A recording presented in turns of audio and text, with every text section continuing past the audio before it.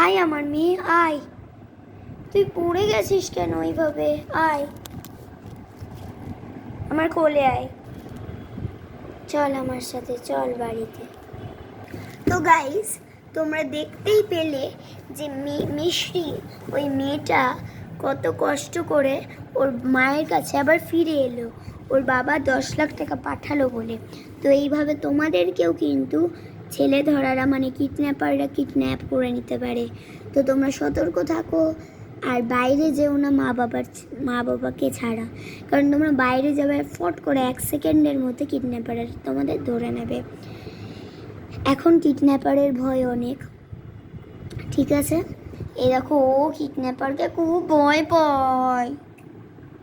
হ্যাঁ হ্যাঁ, এখন যদিও এখন মায়ের কাছে আছে, বাট তাও অনেক ভয় পাই কিডন্যাপারকে।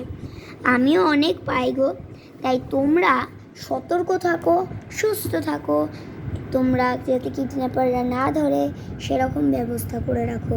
সরি, 3টে পার্ট করে দিতে হলো, সরি ফর দ্যাট।